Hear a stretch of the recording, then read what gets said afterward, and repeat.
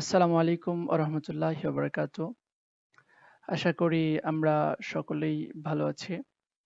আজকে আমরা মূলত এইচএসসি ২৫ যারা রয়েছে তাদেরকে নিয়ে আমরা একটি ক্লাস করব। এই ক্লাসে আমরা যে পড়াটা পড়ব সেটি হচ্ছে English first paper. English first পেপারের অত্যন্ত গুরুত্বপূর্ণ একটা যে প্যাসেজ রয়েছে অর্থাৎ ড্রিমস, সেই ড্রিমস নিয়ে আজকে আমরা আলোচনা করব। তো আমার সাথে আপনারা যারা রয়েছেন আপনাদের সকলকে জানাচ্ছি অন্তরস্থল থেকে মোবারকবাদ। ইনশাআল্লাহ শেষ পর্যন্ত থাকবেন। আম, যারা এইচএসসি ২৫ ক্যান্ডিডেট রয়েছেন আপনাদের জন্যই এই ক্লাসটি মূলত আজকে সাজানো হয়েছে। শুরুতেই আমরা ড্রিমস নিয়ে আলোচনা করব আজকে। Dreams have fascinated philosophers for thousands of years, but only recently have dreams been subjected to empirical research and scientific study. Dreams, স্বপ্ন, have fascinated, this is our keyword. Fascinated মানে হচ্ছে আকর্ষিত করেছে, আকর্ষিত করেছে কাদেরকে? ফিলোসফার্স, যারা দার্শনিক তাদেরকে আকর্ষিত করেছে ফর থাউজেন্ডস অফ ইয়ার্স, হাজার বছর ধরে। বাট অনলি রিসেন্টলি, কিন্তু বর্তমান সময়ে have dreams been subjected to empirical research. Empirical means practical. Empirical এর শাব্দিক অর্থ হচ্ছে প্র্যাকটিক্যাল, রিসার্চ মানে তো হচ্ছে গবেষণা, অ্যান্ড সায়েন্টিফিক স্টাডি এবং হচ্ছে বৈজ্ঞানিক পড়াশোনা। এই জায়গায় আমাদের কয়েকটা বিষয় দেখতে হবে।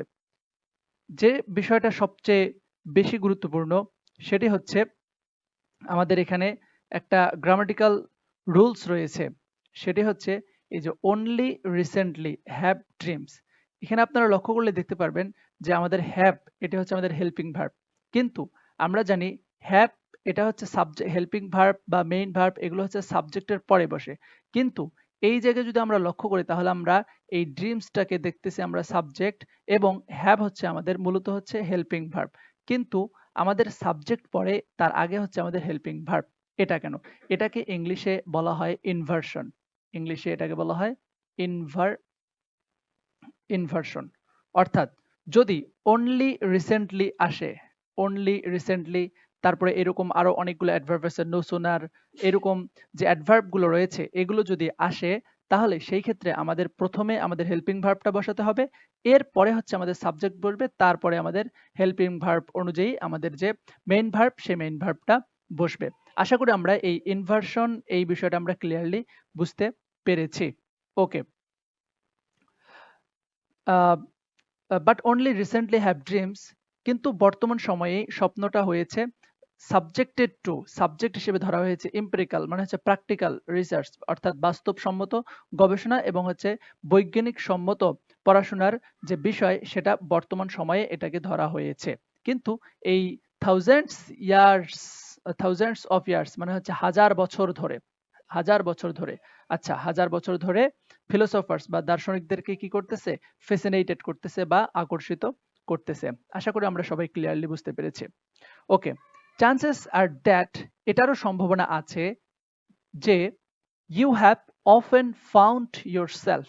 ইউ হ্যাভ, এই যে এটা হচ্ছে কন্ট্রাক্টেড ফর্ম, অর্থাৎ এখানে হ্যাভ আছে, ইউ হ্যাভ।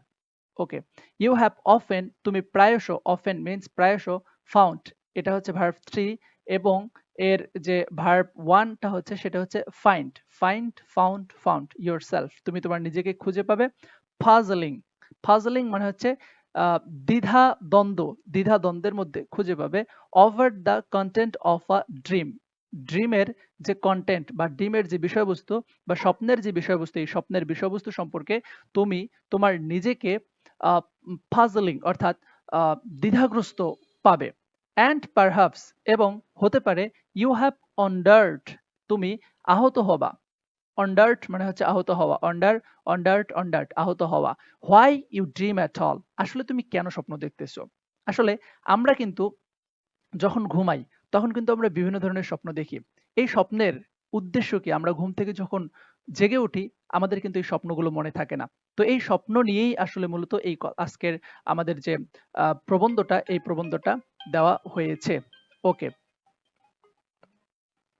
স্বপ্ন নিয়ে আমাদের হচ্ছে এই প্রবন্ধটা দেওয়া হয়েছে।